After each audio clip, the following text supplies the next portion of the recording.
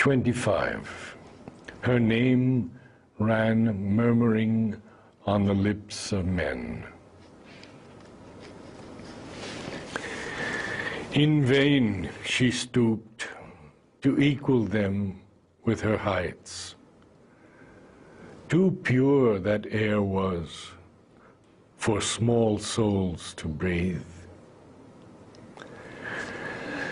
These comrade selves to raise to her own wide breadths, her heart desired, and fill with her own power, that a diviner force might enter life, a breath of Godhead, greaten human time. Although she leaned down to their littleness, covering their lives with her strong, passionate hands, and knew by sympathy their needs and wants, and dived in the shallow wave depths of their lives, and met and shared their heartbeats of grief and joy, and bent to heal their sorrow and their pride, lavishing the might that was hers on her lone peak, to lift to it their aspirations' cry.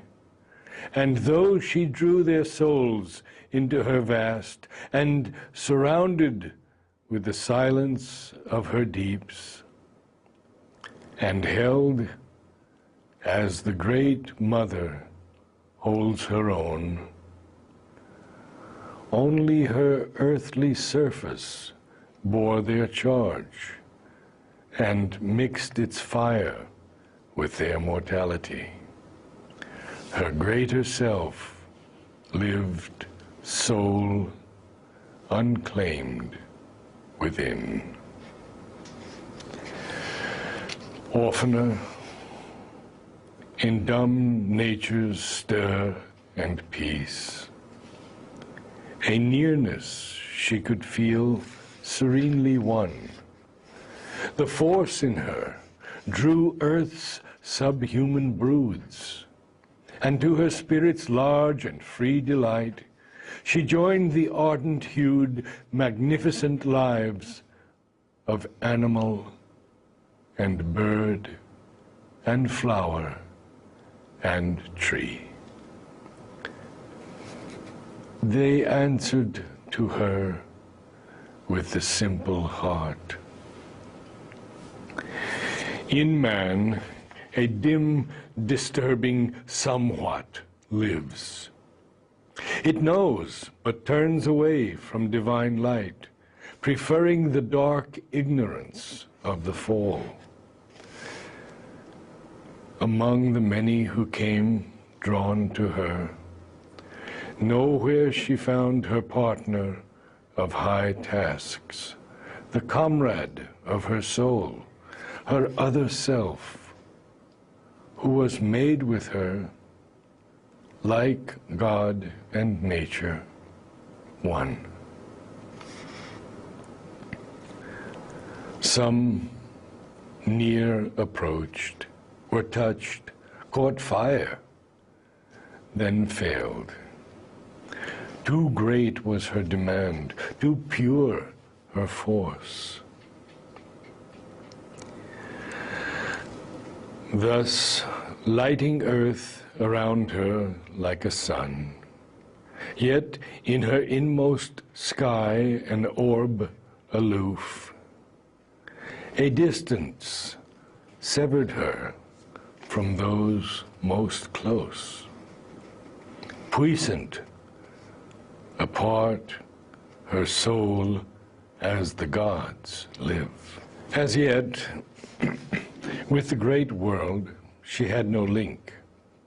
In a small circle of young, eager hearts, her spirit's early reign and human school, her apprenticeship she made to life and death.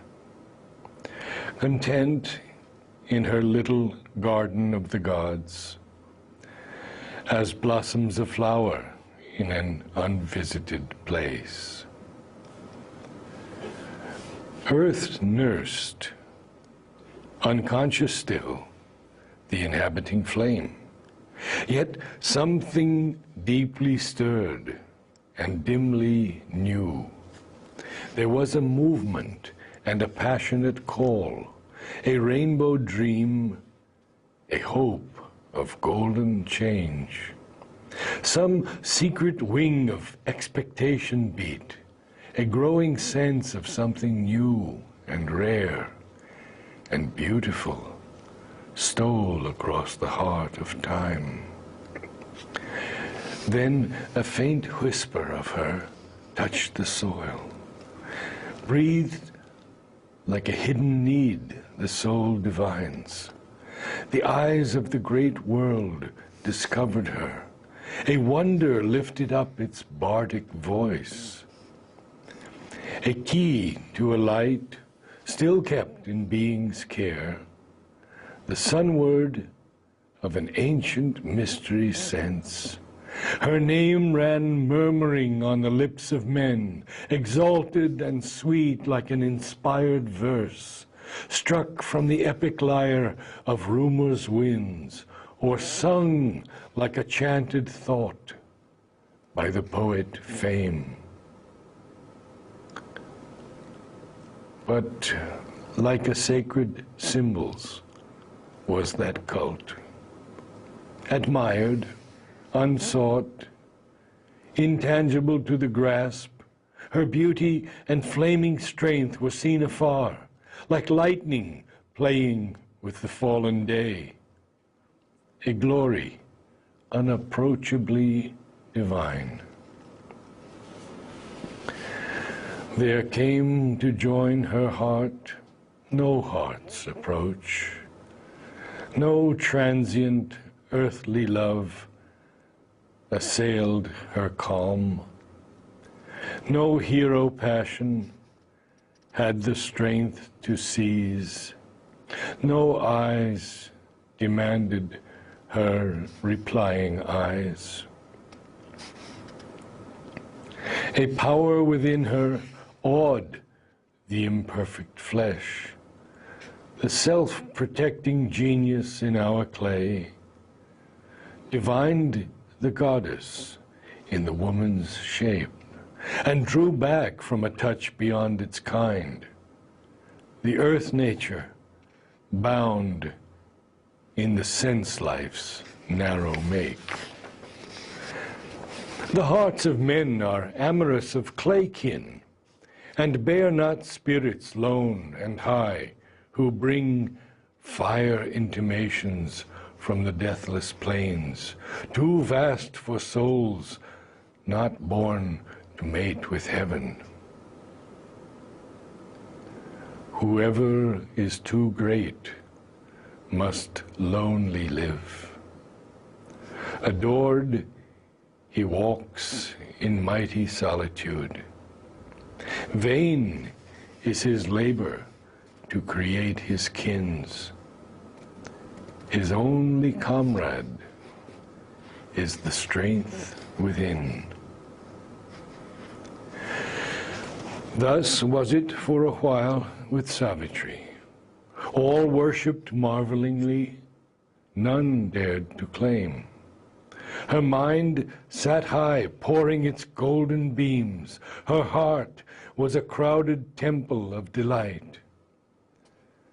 A single lamp lit in perfection's house, a bright, pure image in a priestless shrine, alone amid surrounding crowds she dwelt, apart in herself until her hour of fate.